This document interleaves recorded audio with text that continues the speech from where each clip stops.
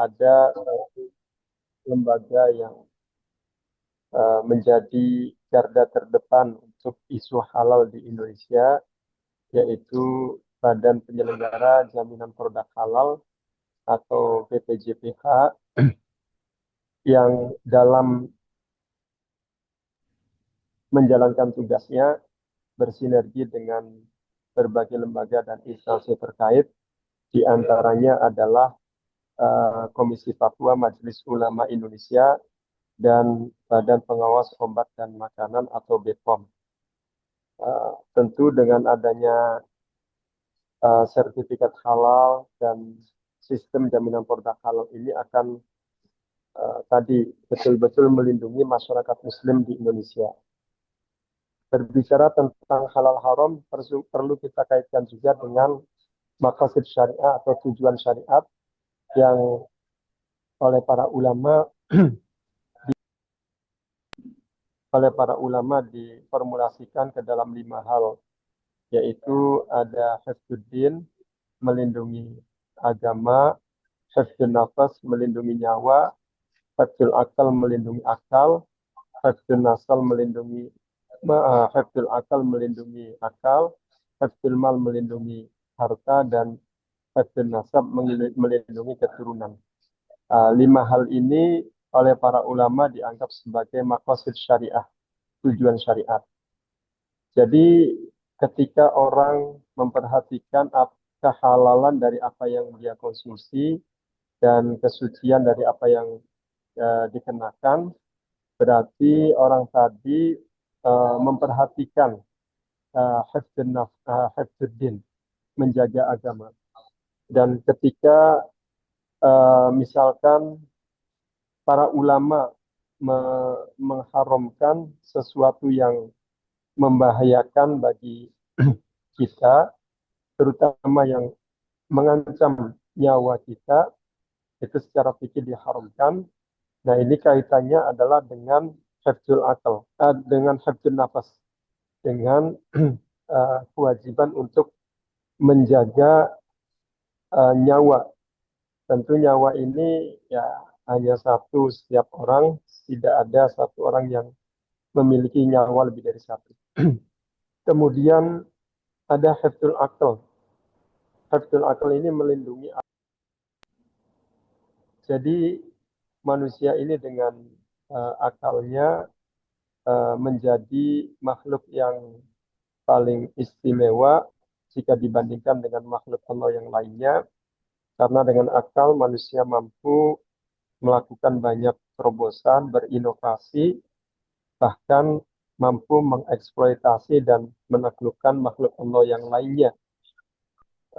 Ini dengan akal tadi. Jadi manusia ketika dilahirkan ke alam dunia ini sudah satu paket, ada akalnya, dan itu menjadi satu titik keistimewaan.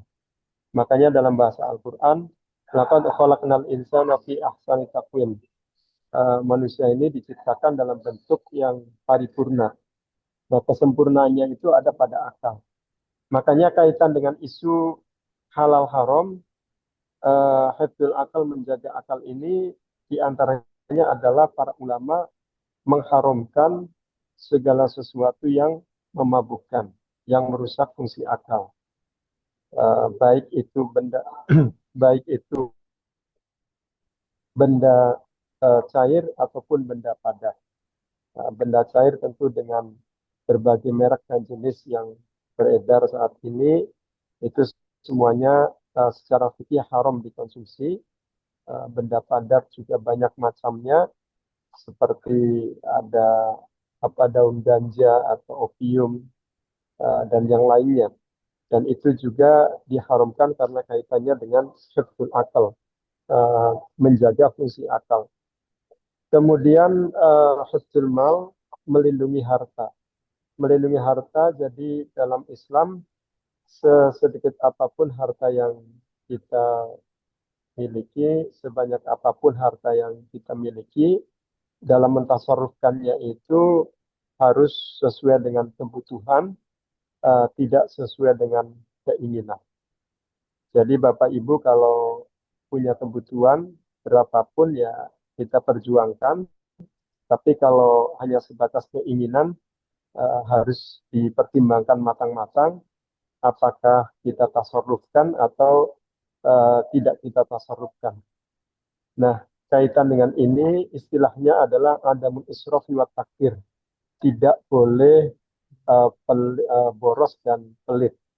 Makanya kaitan dengan isu halal haram, bisa saja satu makanan yang sebenarnya halal dan sudah bersertifikat halal, tapi karena ada unsur israf, menghambur-hamburkan harta, maka berubah menjadi haram. Nah, itu bisa saja seperti itu. Misalkan ada orang yang biasa makan malam dengan 1-2 porsi cukup ya.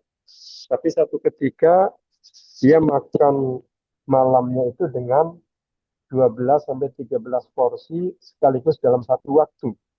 Nah, ini ada unsur israf. Ada unsur israf dan itu secara fikih diharamkan israf tadi. Makanya sekalipun sudah bersertifikat halal, tapi dalam konteks tadi karena ada israf, nah itu hukumnya bisa menjadi haram. Dan itu kaitannya adalah dengan hifdzul mal, menjaga harta. Kemudian hifdzul nasab, melindungi keturunan. Nah, ini bagian dari maqasid syariat, tujuan syariat. Jadi yang memahami halal haram, yang memperhatikan dan mengaplikasikan dalam kehidupan keseharian tentang halal haram ini bukan hanya diri kita saja, Bapak Ibu, para peserta yang saya hormati. Akan tetapi juga keluarga kita, istri, suami kita, anak cucu kita, semua juga eh, diharuskan untuk memahami halal haram, kemudian mengamalkannya. Karena ini bagian dari tadi hifdzuddin ya, menjaga agama dan juga hifdzun nasab, menjaga keturunan. Bahkan dalam satu riwayat Rasulullah SAW pernah menjelaskan bahwa apa yang kita konsumsi ini bukan hanya sebatas menghilangkan lapar dahaga, akan tetapi apa yang kita konsumsi itu akan menjadi bagian dari darah yang mengalir dalam tubuh kita dan itu akan mempengaruhi karakter dan tabiat seseorang. Jadi baik buruknya eh, karakter atau tabiat seseorang itu akan dipengaruhi juga oleh apa yang dia konsumsi. Kalau misalkan yang dikonsumsi itu adalah sesuatu yang halal, maka berpotensi orang itu menjadi pribadi yang baik. Tapi kalau yang dikonsumsi itu adalah sesuatu yang buruk, maka berpotensi menjadi pribadi yang tidak baik. Nah, itu kaitannya dengan hifdzun nasal. Hifdzun nasal menjaga keturunan. Bapak Ibu para peserta yang saya hormati, kemudian dalam maqasidus syariah juga ada istilah setiap hukum syar'i itu mempunyai tujuan.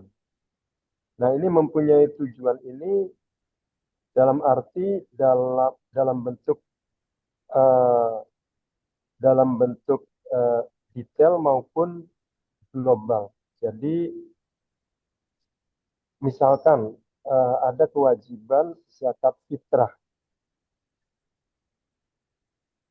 Zakat fitrah ini kan kewajiban tahunan ya, baik orang dewasa ataupun anak-anak, bahkan orang yang baru lahir sekalipun, itu mengeluarkan uh, apa makanan pokok ya, makanan pokok bisa beras, bisa gandum, bisa sagu dan seterusnya, dan itu mempunyai hikmah. Di antara hikmah atau tujuannya secara syar'i adalah untuk mensucikan jiwa dan harta.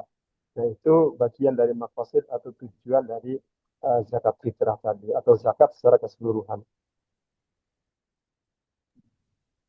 Kemudian dalam maqasid syariah juga ada hierarki kemaslahatan.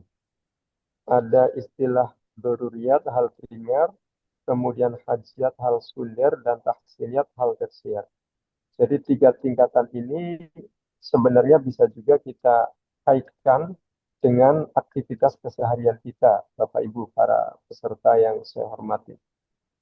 Misalkan nih, kaitan dengan isu halal ya, kaitan dengan makanan loh, makanan minuman. Jadi apa yang kita konsumsi sehari-hari itu nanti bisa kita timbang mana yang masuk kategori daruriyat primer, mana yang masuk dalam kategori hajiat sekunder, dan mana yang masuk dalam kategori tahsiniyat tersier. Nah, yang daruriyat primer misalkan, hampir semua orang menganggap bahwa karbohidrat yang berupa nasi atau jagung, ubi-ubian, gandum, sagu itu adalah bagian dari daruriyat hal primer. Artinya ketika kita makan dalam sehari-hari, itu harus ada unsur tadi karbonya tadi. Nah, istilah yang disampaikan oleh para ulama, daruriyat ini kalau tidak dipenuhi berakibat fatal. Nah, kemudian yang hajiat, hajiat ini sebagai hal sekunder yang kalau dalam uh, tingkat urgensinya adalah sebaiknya dipenuhi. Sebaiknya dipenuhi, artinya kalau tidak dipenuhi memang tidak sefatal ketika yang daruriyat atau primer tadi tidak dipenuhi. Tapi akan menjadikan hidup ini tidak nyaman. Nah, kurang lebih seperti itu. Kalau konteks makan tadi, ya ada lauk pauknya, Bapak Ibu. Ada ikan atau daging atau telur atau tahu tempe dan yang lainnya. Nah, itu bagian dari hajiat atau sekunder. Standar gizi kesehatan dan semuanya itu terkait dengan yang hajiat atau sekunder. Kemudian yang tahsiniyat ini yang tersier sebagai pelengkap saja. Sebagai pelengkap artinya apa? Ketika orang makan yang daruriyat primernya dipenuhi berupa karbo, kemudian yang hajiat sekundernya dipenuhi berupa lauk pauk misalkan, kemudian yang tahsiniyat tersiernya juga dipenuhi, misalkan ada saus, kecap, ada sambal, ada bawang goreng, ada kerupuk dan seterusnya. Nah, itu akan menjadikan makan ini lebih lahap, lebih nikmat. Dan itu bagian dari tahsiniyat atau tersier. Nah, nanti jangan sampai hierarki kemaslahatan ini kemudian diputarbalikkan, dibolak-balik. Yang tahsiniyat tersier diperjuangkan mati-matian, sementara yang daruriyat dan hajiat ditiadakan atau dinomorsekiankan. Nah, itu kaitan dengan hierarki kemaslahatan tadi. Kemudian ada konsep maslahat mafsadat, Bapak Ibu. Jadi konsep maslahat mafsadat ini menjadi barometer para ulama ketika melakukan istinbatul ahkam asyariyah. Ketika mengambil kesimpulan hukum fikih, misalkan kaitan fatwa produk halal. Ketika fatwa produk halal itu akan dikaji, maka di antara hal yang menjadi pertimbangan itu ya nanti ada aspek maslahat mafsadat. Pokoknya maslahat mafsadat ini ya sebenarnya bukan hanya fatwa kaitan halal, tapi fatwa secara keseluruhan. Istihad para ulama secara keseluruhan itu nanti juga bisa dikaitkan dengan konsep maslahat mafsadat tadi. Maslahat ini ya suatu yang baik yang asalnya itu halal, kemudian mafsadat itu suatu yang buruk yang asalnya itu haram. Baik Bapak Ibu para peserta yang saya hormati, kemudian ada al-ahkam asyariyah, saya kira ini sangat familiar. Ada hukum wajib, sunnah, haram, makruh, mubah. Wajib harus dikerjakan, sunnah anjuran dikerjakan, haram harus ditinggalkan, makruh anjuran ditinggalkan, mubah netral. Nah, ini sangat familiar, wajib seperti puasa 1 bulan penuh di bulan suci Ramadan, menahan lapar dahaga di waktu tertentu, tidak makan minum. Nah, ini harus dilakukan. Kalau dengan sengaja, penuh kesadaran, ditinggalkan maka berdosa. Kemudian sunnah contohnya mengawali buka puasa dengan sesuatu yang rasanya manis. Makanya kurma ini sangat familiar Bapak Ibu ketika bulan suci Ramadan. Kalaupun ada orang mengawali buka puasa dengan yang manis ya dosa, karena itu hanya sebatas sunnah. Kemudian haram ini kembalikannya wajib, harus ditinggalkan, seperti bangkai itu najis, haram dikonsumsi. Kemudian makruh harus anjuran untuk ditinggalkan, hanya sebatas anjuran. Ini kembalikannya sunnah. Jadi kalaupun dikerjakan itu tidak berdosa karena hanya sebatas makruh. Contohnya seperti ketika Bapak Ibu atau orang ingin berkumpul dengan orang banyak secara offline ya, secara offline maka dimakruhkan sebelum berkumpul mengkonsumsi makanan yang baunya menyengat seperti buah durian atau jengkol. Nah, itu makruh. Artinya apa?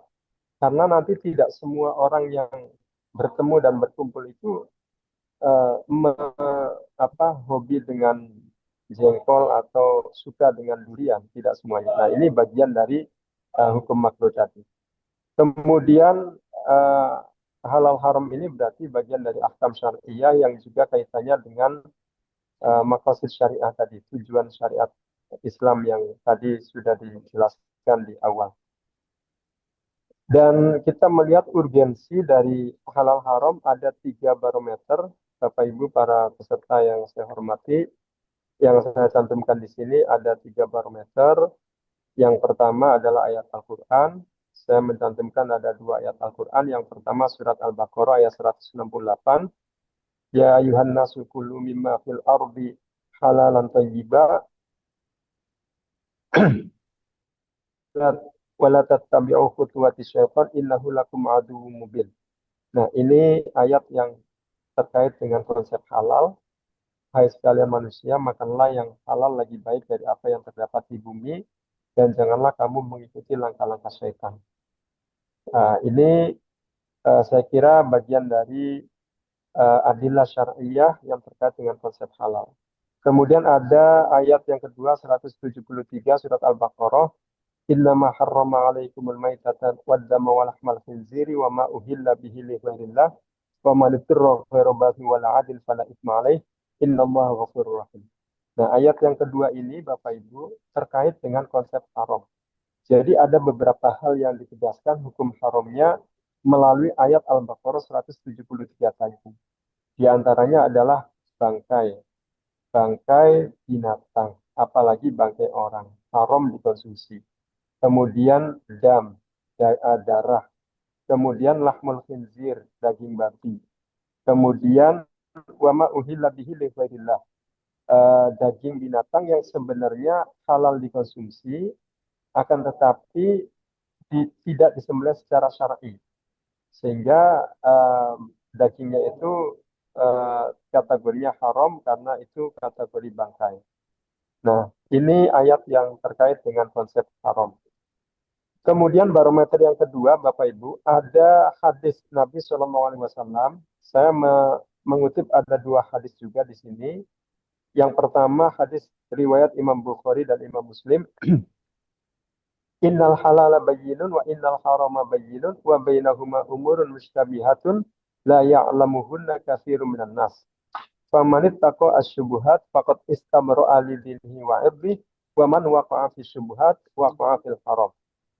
Sesungguhnya perkara yang halal itu telah jelas dan perkara yang haram juga jelas, dan di antara keduanya terdapat perkara-perkara yang samar, jarang diketahui oleh banyak orang, dan ini harus ekstra hati-hati, dan itu menjadi domainnya para ulama untuk mengkaji secara detail, secara tajam.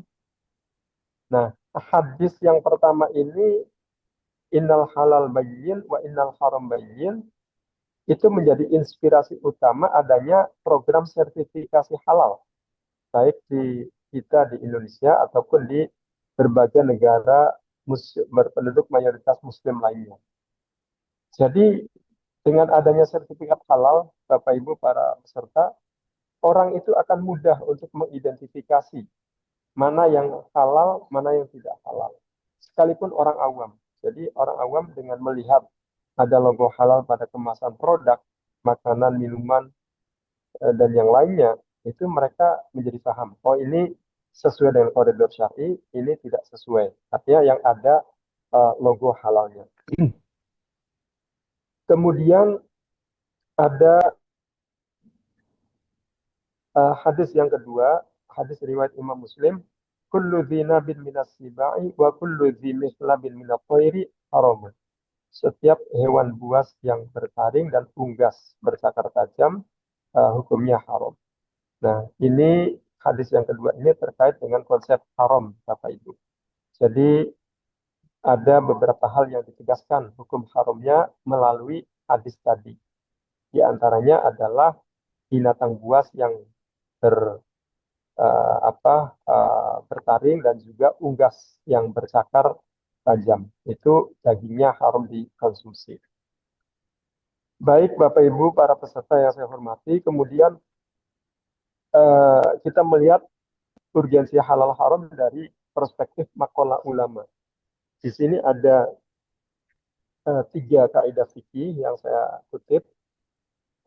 Kaidah fikih ini merupakan statement ulama, maqalah ulama yang kaitan dengan isu halal haram. Al-aslu fil asya'i an-nafi'ati al-ibahatu wal aslu fil asya'i ad-darrati at-tahrim. Hukum asal sesuatu yang bermanfaat adalah halal, hukum asal sesuatu yang berbahaya adalah haram. Jadi kalau Bapak Ibu, para peserta, siapapun menemukan sesuatu yang bermanfaat, maka hukum asalnya, ini hukum asalnya, secara syar'i, itu halal. Sebaliknya, kalau menemukan sesuatu yang berbahaya, maka hukum asalnya itu haram. Tapi Bapak Ibu, dari hukum asal ini nanti bisa berubah ke sebaliknya. Tentu ada berbagai faktor yang mempengaruhi.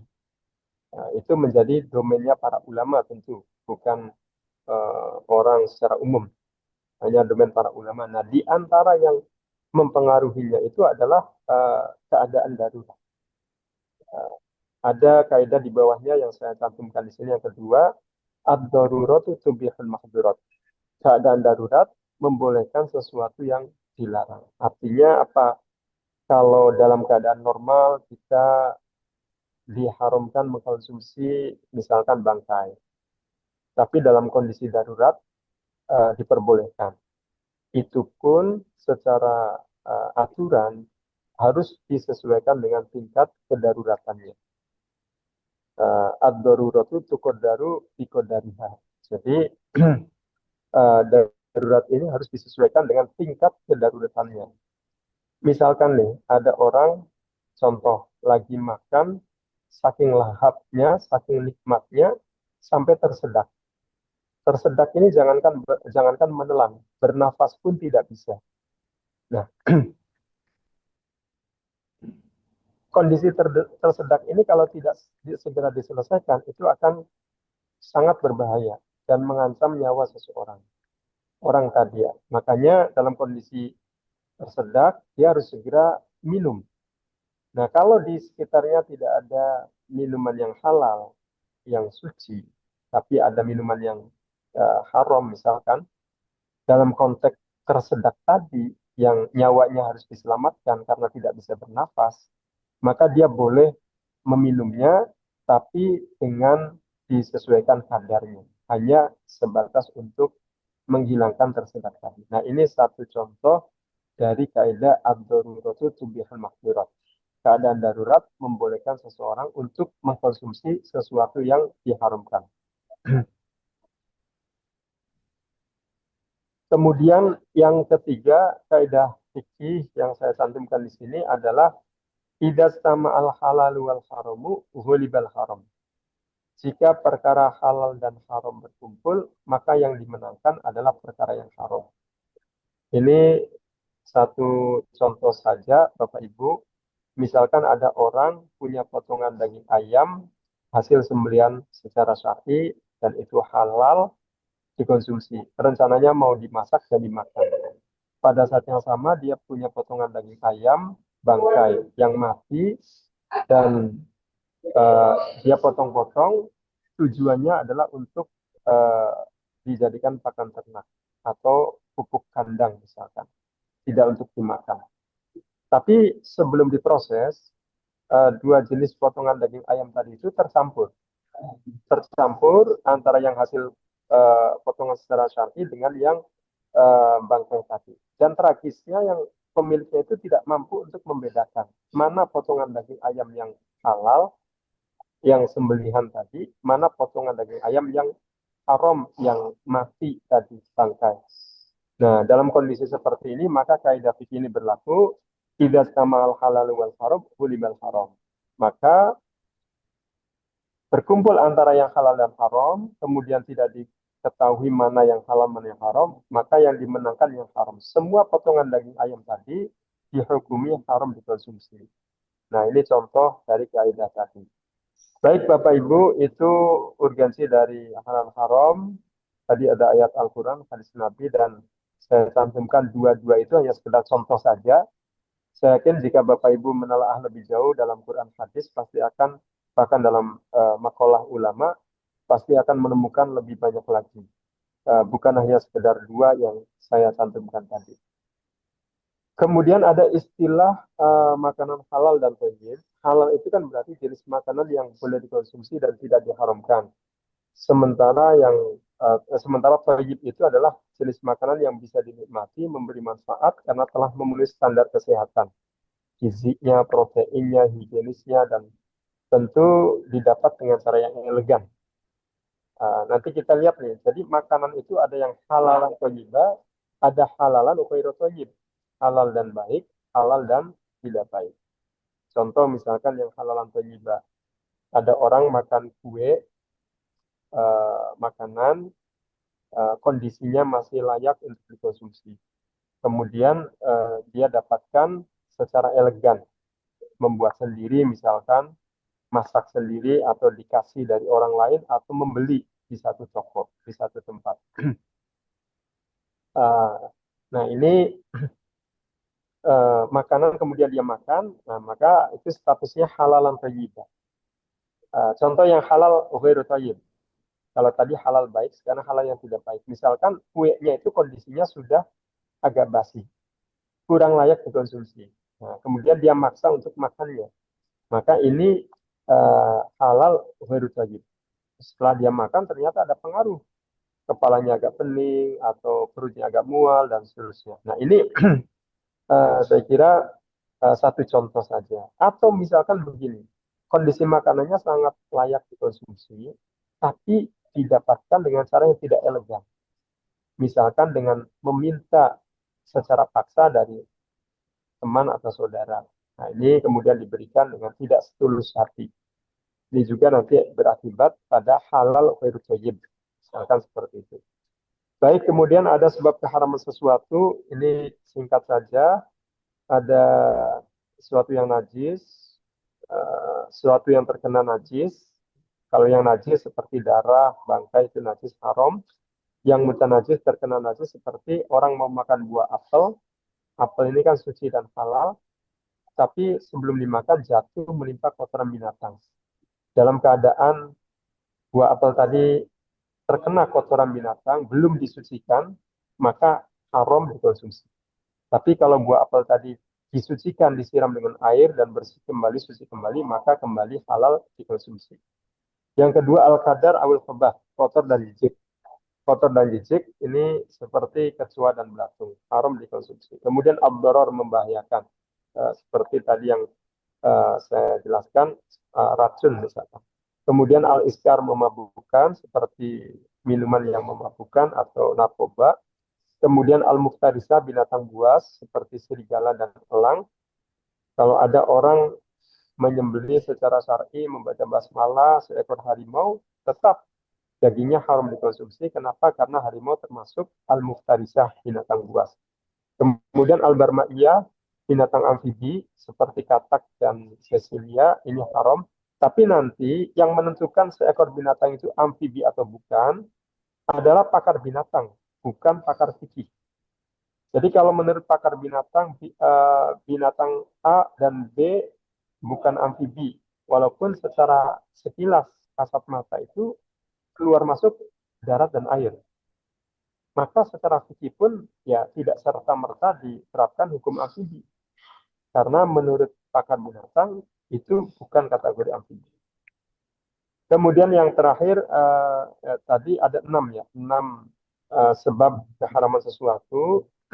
Kemudian suci najis, ini erat terkait dengan halal haram. Jadi suci najis ini kalau najis ya najis sesuatu yang kotor yang mencegah keabsahan ibadah dan kehalalan sesuatu. Suci ini adalah keadaan tidak terkena najis dan tidak sedang berhadas baik kecil maupun besar. Nah, yang erat terkait dengan isu halal haram adalah najis tadi. Najis oleh para ulama dibagi menjadi 3 macam, ada mukhaffafah ringan, ada mutawassithah sedang, ada mukhalladhah berat. Mukhaffafah ringan seperti air kencing bayi laki-laki belum genap usia 2 tahun, hanya mengkonsumsi air susu ibunya saja. Nah, ini air seninya kategorinya najisnya mukhaffafah ringan. Cara mensucikannya cukup dengan menciprati air, tidak perlu menyiramkan. Setelah ainun najasah, bentuk najisnya itu dihilangkan, misalkan dilap pakai kain atau tisu. Kemudian mutawassithah sedang, ketika ada satu objek terkena najis mutawassithah itu, cara mensucikannya dengan menyiramkan air sampai bersih. Sampai warna, bau, rasanya itu hilang. Ini kebanyakan najis di sekitar kita itu mutawassithah, bangkai, darah, muntah-muntahan dan seterusnya itu najisnya mutawassithah sedang. Kemudian mukhalladhah berat, ini najis dari unsur anjing dan babi. Air liurnya, kotorannya, darahnya, bahkan bersentuhan kita dengan anjing babi, salah satunya basah, itu bisa terkontaminasi najis mukhalladhah, najis berat. Dan cara mensucikannya ini dengan disiram 7 kali siraman, salah satunya dicampur dengan debu. Baik siraman yang pertama atau yang ke-7 atau yang keberapa pun. Baik Bapak Ibu para peserta yang saya hormati, kemudian ada najis ma'fun anhu, najis yang ditolerir. Selain 3 najis, mukhaffafah ringan, mutawassithah sedang, dan mukhalladhah berat, ada yang ma'fun anhu, dimaafkan. Artinya apa? Najis tapi tidak perlu disucikan, kurang lebih seperti itu. Karena ya dimaafkan. Contohnya seperti ada bangkai binatang yang ketika masih hidup kemudian dilukai, itu tidak mengeluarkan darah yang mengalir. Seperti lalat, kemudian capung, dan yang lainnya. Yang ketika hidup dilukai tidak mengeluarkan darah yang mengalir. Ini bangkainya, kalau mati itu bangkainya itu najis tapi dimaafkan, tidak perlu disucikan. Makanya kalau ada orang mau minum cangkir kopi atau teh, ternyata di dalamnya ada bangkai capung misalkan atau ada bangkai lalat, nah itu masih tetap boleh diminum. Dibuang saja bangkainya, kemudian teh kopinya masih bisa dikonsumsi, masih halal karena dimakfu. Atau ada orang yang jualan kue-kuean yang lokasinya itu berdekatan dengan titik yang najis, berdekatan dengan selokan atau tempat sampah. Kemudian kita lihat banyak sekali lalat berterbangan dari selokan tempat sampah terbang hingga ke goreng-gorengan atau kue-kuean. Itu kasat mata kita melihat. Nah, secara fikih ini hukumnya najis, tapi itu ma'fun anhu, dimaafkan. Najis tapi dimaafkan. Artinya kue-kuean tadi masih boleh halal, masih halal dikonsumsi. Nah, itu. Kemudian relasi antara suci najis dengan halal haram, ini ada 3. Yang pertama, sesuatu yang halal dikonsumsi bisa menjadi haram jika mutanajis terkena najis. Tadi contohnya buah apel yang mau dimakan jatuh menimpa kotoran hewan misalkan. Kemudian sesuatu yang suci tidak otomatis halal dikonsumsi. Suci tapi tidak halal. Contohnya seperti daun ganja, opium. Itu suci. Kalau ada orang sholat, di saku bajunya ada ganja atau opium, sholatnya sah. Tapi kalau dikonsumsi, hukumnya haram. Tadi karena ada unsur iskar, memabukkan, merusak fungsi akal. Kemudian, halal haram identik dengan konsumsi, suci najis identik dengan pemakaian. Halal haram identik dengan konsumsi, suci najis identik dengan pemakaian. Nah, jadi sertifikat halal itu Bapak Ibu, walaupun itu istilah itu sertifikat halal, tapi juga mencakup sesuatu yang digunakan atau dikenakan, tidak dikonsumsi.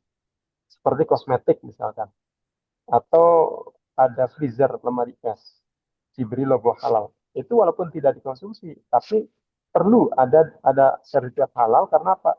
Karena terkait kesuciannya. Kesuciannya ini yang jadi acuan. Baik Bapak Ibu para peserta yang saya hormati, ini saya akan menyampaikan 3 contoh fatwa saja. Nanti setelah itu ada waktu untuk diskusi di akhir sesi. Pertama fatwa tentang penyembelihan hewan yang intinya ketika menyembelih harus membaca basmalah, kemudian harus memotong 3 hal yang ada di leher binatang, al-mari saluran makanan, al-hulkum saluran pernapasan, dan al-wadajen 2 pembuluh darah. Kemudian harus disayat secara cepat, sekali sayatan. Setelah disayat dipotong, kemudian dibiarkan ada darah yang mengalir deras atau ada gerakan-gerakan binatang yang menunjukkan hayatun mustaqirrah, tanda-tanda hidup. Dan itu harus kenapa? Karena untuk memastikan bahwa binatang tadi itu matinya karena sembelihan. Karena bisa saja terjadi gagal penyembelihan syar'i. Contohnya nih Bapak Ibu, para peserta yang saya hormati, yang gagal contohnya orang menyembelih ayam, betul dia baca basmalah, dia memotong 3 hal di leher binatang, dia sayat sekali sayatan dengan cepat, tapi setelah itu dia langsung masukkan ayam tadi ke air mendidih untuk secepatnya proses pencabutan bulu misalkan. Nah ini fatal akibatnya. Kenapa? Karena nanti dipastikan matinya ayam tadi itu bukan karena sembelihan, tapi karena air mendidih tadi. Nah itu akhirnya menjadi bangkai dan itu haram dikonsumsi. Kemudian standar alatnya, alat penyembelihan itu apapun boleh, yang penting tajam, kaca, pisau, kayu, misalnya kayu bambu itu dari bambu itu bisa tajam itu boleh. Pokoknya selain kuku, gigi, taring, dan tulang. Kuku, gigi, atau taring, dan tulang itu nggak boleh. Kemudian fatwa berikutnya, para peserta yang saya hormati adalah tentang fatwa alkohol. Banyak sekali orang yang rancu dalam memahami al-khamr dan alkohol. Padahal ini 2 hal yang berbeda. Al-khamr adalah minuman yang memabukkan, baik terbuat dari perasan buah anggur ataupun yang lainnya. Itu hukumnya najis dan haram dikonsumsi. Sementara alkohol, sesuai dengan fatwa MUI nomor 11 tahun 2009, itu terbagi menjadi 2 macam. Yang pertama ada alkohol hasil samping industri khamr. Artinya alkohol yang didapat dari satu perusahaan, pabrik yang memproduksi minuman yang memabukkan, kemudian pada saat yang sama juga memproduksi alkohol untuk diperjualbelikan. Nah ini hukumnya najis dan haram dikonsumsi. Kemudian jenis yang kedua adalah alkohol yang bukan hasil samping industri khamr, yaitu alkohol yang didapat secara fermentasi alami, karena sejatinya buah-buahan matang itu semuanya mengandung alkohol.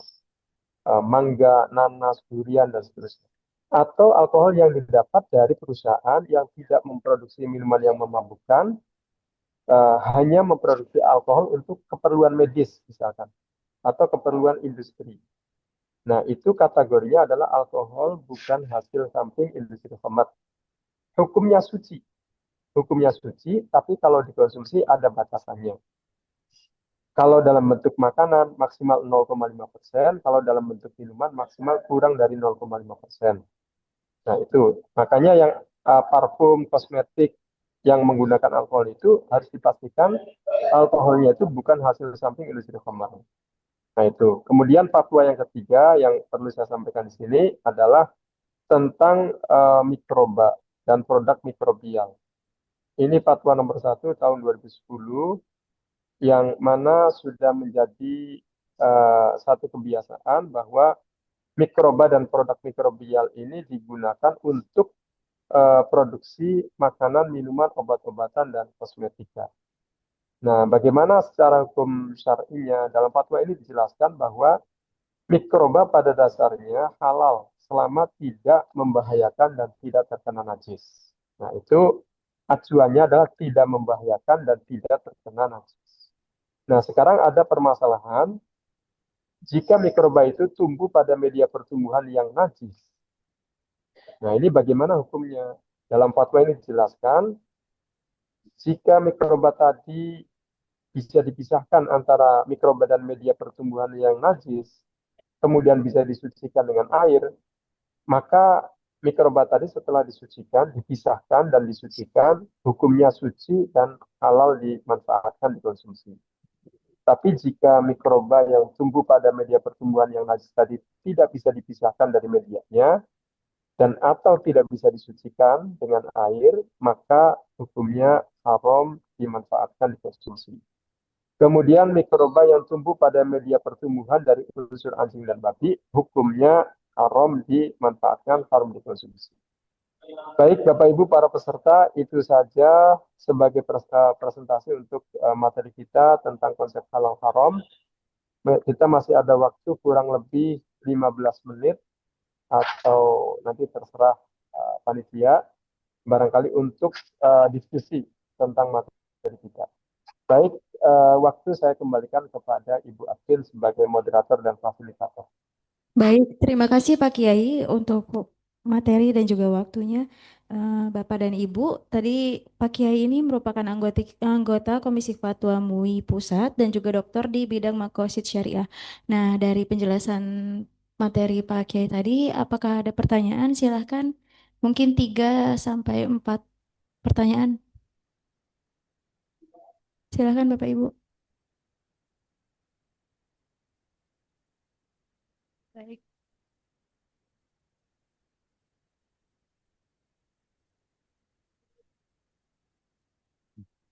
Bismillahirrahmanirrahim.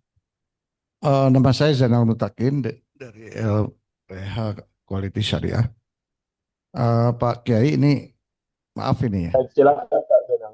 Ya, eh, fatwa MUI itu kan itu hasil anggaplah rujukan terhadap nas Al-Quran, kemudian hadis-hadis sahih, dan tentu saja ijma gitu ya. Nah, namun Iya, demikian kalau iya, dikaitkan dengan istinbat hukum gitu ya, proses pengambilan keputusan fikih gitu ya, dengan dalil-dalil usul fikih dan berbagai pertimbangan lain yang yang pada akhirnya memutuskan satu hal gitu. Pertanyaan saya, iya. basis pemahaman terhadap satu permasalahan dengan akhirnya mengambil keputusan itu bagaimana dikaitkan dengan eh, kecenderungan mengambil salah satu pendapat dari Madzhabul Arba'ah gitu Pak. Artinya Baik, ini kan terkait dengan mayoritas ya, mayoritas di Indonesia bahkan Asia Tenggara lah kalau menurut saya. Jadi dari Madzhabul iya, Arba'ah itu menurut pendapat saya kecenderungannya negara-negara yang berpenduduk Muslim termasuk Indonesia di Asia Tenggara ini beratnya ke Syafi'i dibanding ke Abu betul. dibanding ke Abu Hanifah atau Imam Malik ya, termasuk juga Ahmad bin Hanbal gitu ya. Nah itu bagaimana Ustaz? Karena Iya, beberapa keputusan keputusan fatwa dari MUI ini mungkin ada yang tidak sepenuhnya sepakat dari tiga mazhab yang lain gitu. Nah, secara individu bisa saja setiap orang Muslim itu mengambil ijtihadnya kemana gitu ya. Mungkin itu mungkin termasuk masalah tadi ya hewan yang hidup di dua alam. Kita ambil iya, contoh lah yang paling umum di masyarakat Indonesia khususnya di Jawa gitu. Itu ada yang namanya suike, Pak. Suike. betul.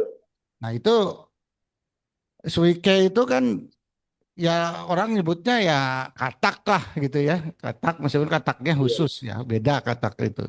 Nah itu kan ya halal bagi kelompok tertentu gitu ya. Nah, itu bagaimana Pak Kiai ya? Jadi saya sendiri mungkin melihat ormas-ormas Islam juga orientasi pemahaman madhabnya terhadap madzhabul arba'ah itu bisa beda. Meskipun yang mayoritas saya yakin di Indonesia itu ormas Islam itu dominan ya ke eh, Idris As-Syafi'i gitu ya.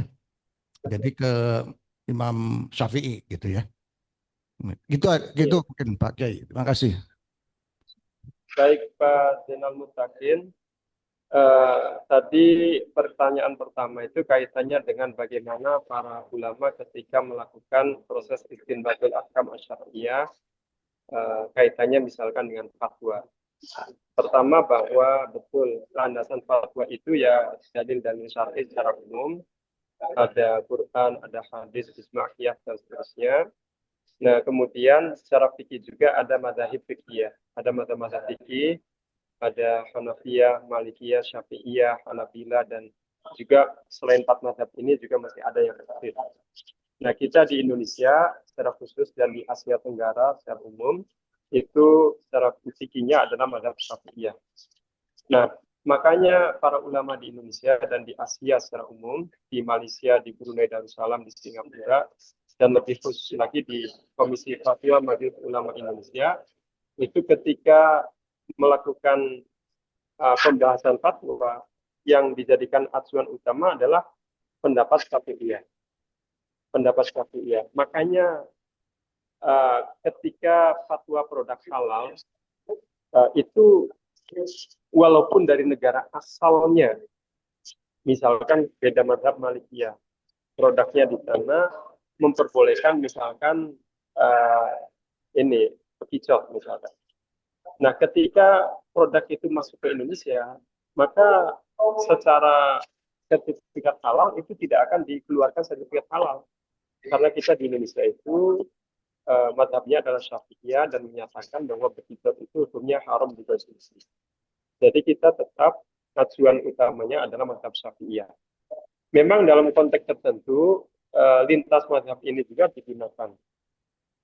Hanafiyah, Malikiyah, Hanabilah ini menjadi pertimbangan, tapi bukan yang prioritas dan bukan yang utama. Nah, lebih spesifik lagi, lebih hati-hati lagi adalah ketika kaitannya dengan fatwa produk halal. Dan perlu dipahami juga Bapak Ibu bahwa fatwa produk halal ini yang berwenang hanya dua.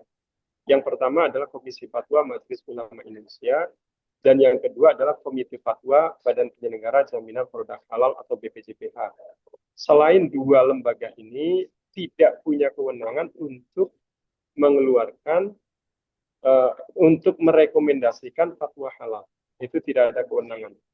Tapi kalau fatwa secara umum, fatwa tentang hukum keluarga, fatwa tentang hukum warisan, fatwa tentang berbagai macam hukum muamalah, keuangan dan seterusnya kaitan dengan hukum syar'i, itu boleh siapapun para ulama ya yang kompeten untuk menyampaikan fatwa, baik secara individu perorangan maupun secara instansi lembaga, seperti ada lembaga sebesar Nahdlatul Ulama, ada Komisi Fatwa Majelis Ulama Indonesia, ada Majelis Tarjih Muhammadiyah dan seterusnya. Nah, itu berwenang untuk menyampaikan fatwa secara umum, tapi kalau yang fatwa produk halal hanya dua saja, yaitu Komisi Fatwa MUI dan Komite Fatwa BPJPH.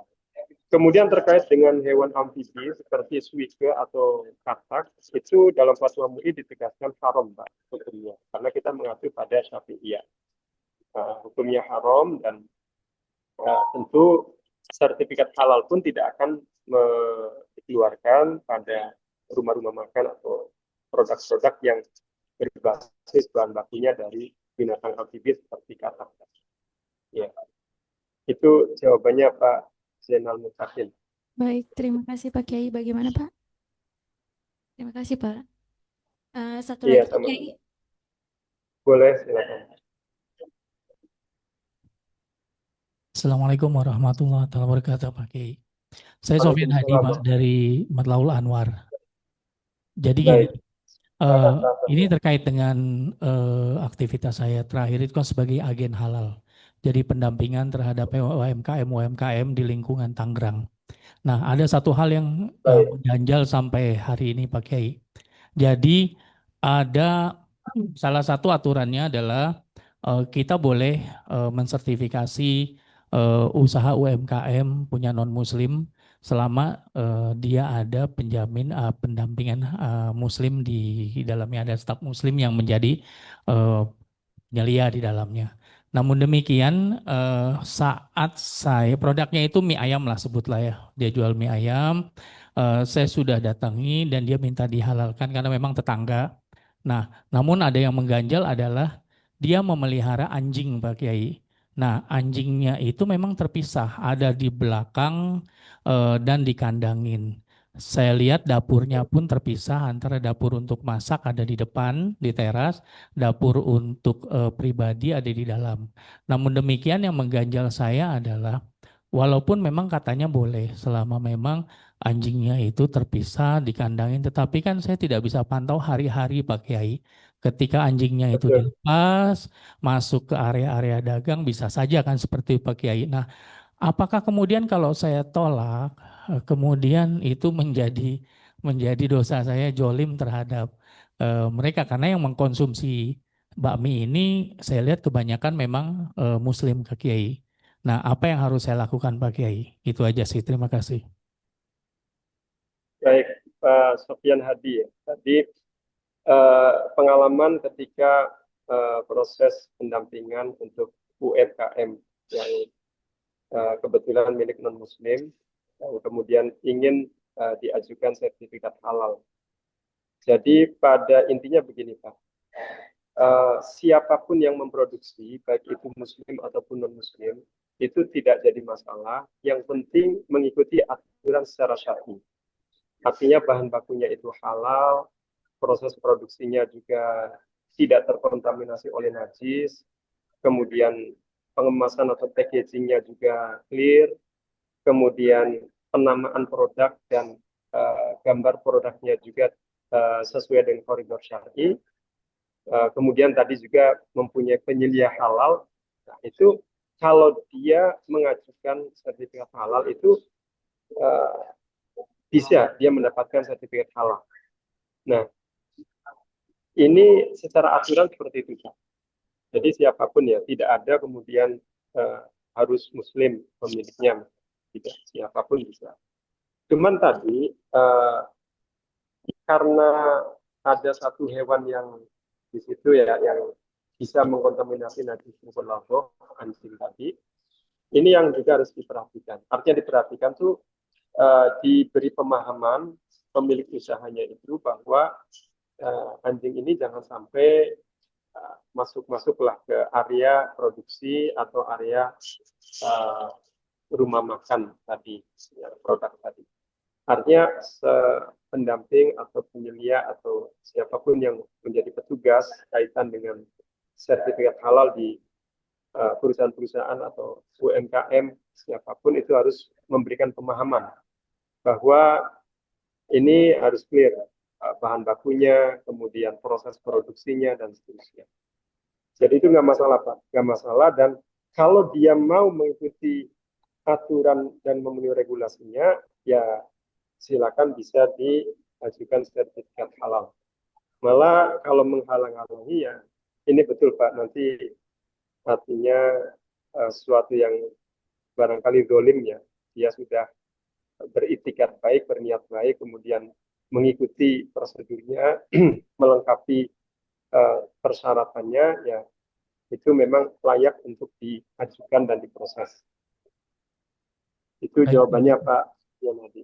Baik Pak Kiai, berarti kita, saya pribadi harus mengesampingkan kekhawatiran anjing itu akan melintas karena memang lintasan ke depan itu melalui area dagang. Walaupun jadi dari depan masuk rumah, belakang ada taman gitu loh. Itu saya kesampingkan ya Pak Kiai ya. Jadi memang tanggung jawabnya adalah dosa mereka aja gitu ya Pak Kiai. Atau gimana Pak Ya Kiai? nanti ini ada diberi pemahaman karena begini ya Pak. Ini satu contoh fikih klasik, kaitan fikih klasik. Ada penjelasan ketika orang melihat seekor anjing masuk ke dalam satu ruangan, kemudian di dalam ruangan itu ada air satu ember, Kemudian anjing tadi keluar dari ruangan tadi, mulutnya basah. Nah, ulama ini beda pendapat. Ada yang mengatakan air ember di dalamnya itu sudah dianggap najisnya mughalladhah oleh sebab anjing tadi. Nah, ulama yang lain mengatakan oh tidak. Kenapa? Karena tidak melihat dengan mata kepala langsung bahwa anjing itu menjilat atau minum dari air di ember tadi. Kata ulama ini itu masih zon, karena bisa saja air yang ada di mulutnya itu adalah air liurnya sendiri. Air liurnya sendiri sehingga basah. Nah, artinya sebegitu kuatnya contoh tadi, itu masih ada ikhtilaf bainal ulama, perbedaan pendapat tadi. Yang kasus seperti tadi ya. Nah, ini apalagi tadi yang Pak Septian jelaskan, tempatnya dipisahkan, kemudian juga areanya disterilkan. Ya, intinya tinggal nanti diberi pemahaman pemilik usahanya agar betul-betul steril dari anjing. Karena di antara syaratnya itu ya tidak boleh terkontaminasi oleh najis, apalagi najis mughalladzah. Baik Pak Kiai, terima kasih Pak Kiai. Ya, sama-sama. Terima kasih Bapak. Baik, Bapak dan Ibu, karena waktunya sudah tepat pukul 17.30, mohon maaf untuk materi Pak Kiai sampai di sini saja. Jika mungkin nanti ada pertanyaan, boleh disampaikan kepada fasilitator masing-masing untuk menjadi bagian bahan diskusi. Untuk Pak Kiai, mohon izin. Terima kasih Pak Kiai, mungkin bisa memberikan closing statement sedikit kepada Baik. calon auditor. Silakan Pak Kiai. Baik, Bapak Ibu para peserta pelatihan auditor halal yang saya hormati, alhamdulillah kita sudah diskusi selama 1 jam untuk tema konsep halal haram dan fatwa ulama terkait dengan makanan, minuman, obat-obatan dan kosmetik. Harapannya mudah-mudahan Bapak Ibu di kemudian hari menjadi auditor halal yang merupakan bagian penting dalam proses sertifikasi halal.